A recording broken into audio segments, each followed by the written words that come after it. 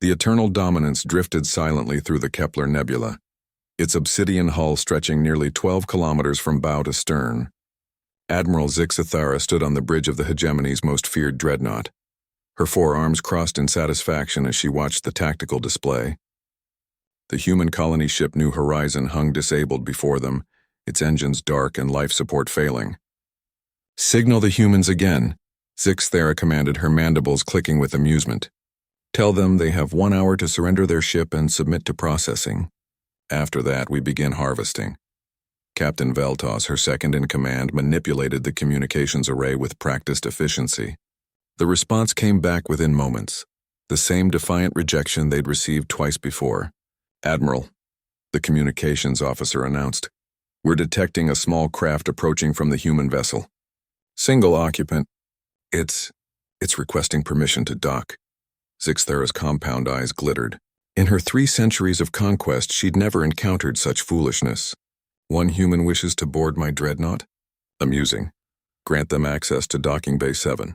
I want to see what manner of creature thinks it can negotiate with the hegemony." The small shuttlecraft, barely larger than an escape pod, settled into the cavernous docking bay, surrounded by a full platoon of hegemony shock troops. Steam hissed as the airlock cycled and a single figure emerged. The human was unremarkable by galactic standards. Bipedal, small, covered in some kind of environmental suit. No visible weapons, no armor plating, no cybernetic enhancements. It stood perhaps 2 meters tall, impossibly fragile compared to the 3-meter hegemony warriors surrounding it. "I am Lieutenant Sarah Chen," the human announced through its translator. "I'm here to discuss terms." Zixathara watched through security feeds as her troops escorted the human through the ship's corridors.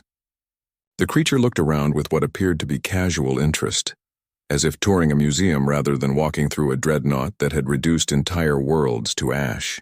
When the human was brought before her on the bridge, Zixathara was struck by how ordinary it seemed. The creature's face was visible through a transparent visor, revealing features that suggested youth and inexperience. Dark hair, brown eyes, pale skin, nothing that should inspire fear in the galaxy's apex predators. "You have made a grave mistake coming here, human," Zixathara declared. "But your sacrifice will serve as an example to your colony ship. Perhaps watching you die will convince them to surrender." Lieutenant Chen's response was not what any of them expected. She smiled. "Admiral Zixathara of the 4th Hegemony Fleet," Chen said calmly, consulting a small device on her wrist. 47 years of service. Responsible for the destruction of 16 worlds and approximately 2 billion deaths. Your ship carries a crew of 8,412. The bridge fell silent. How could the human know such specific details? "I'm not here to negotiate," Chen continued, her voice never wavering. "I'm here to inform you that this engagement is over." Zixathara's mandibles spread in what her species considered laughter. "Child, you are alone on a ship filled with the galaxy's finest warriors. Your colony ship is defenseless. What could you possibly when the lights went out?" Emergency power kicked in a moment later, bathing the bridge in crimson. Alarms began blaring throughout the ship. Captain Veltos frantically worked his console, his voice rising in panic. "Admiral, we've lost main power. Navigation is offline.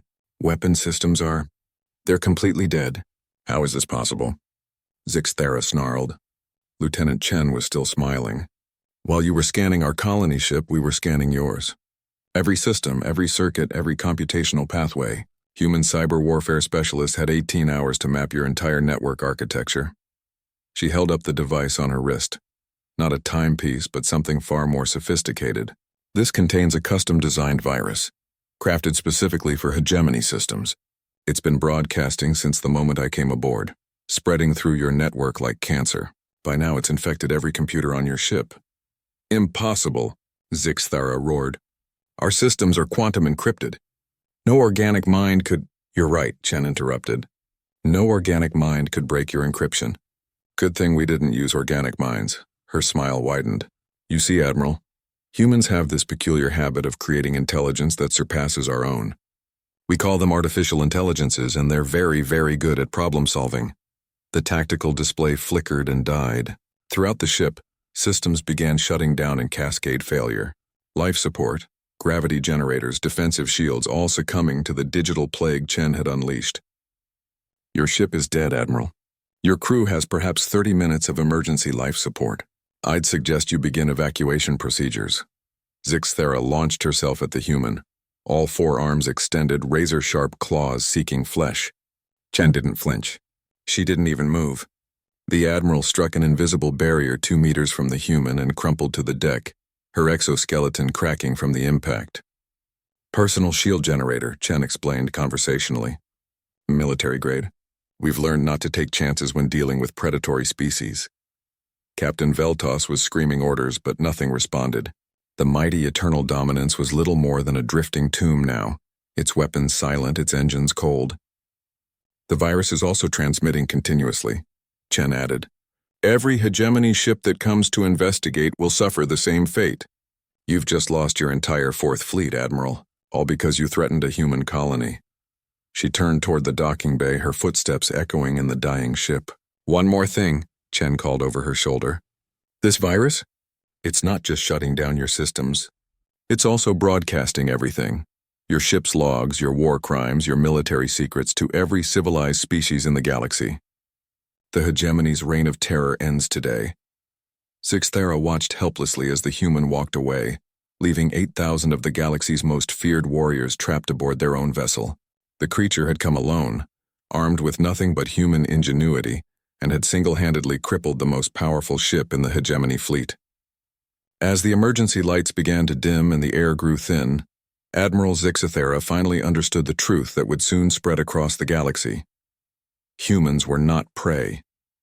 They were something far more dangerous. They were problem solvers, and the hegemony had just become humanity's problem to solve. Lieutenant Sarah Chen's shuttle departed the Eternal Dominance 23 minutes later, leaving behind a dead Dreadnought and a lesson that would echo through the stars. Never underestimate the species that turned their greatest weakness, their fragility, into their most powerful weapon. The age of human expansion had begun,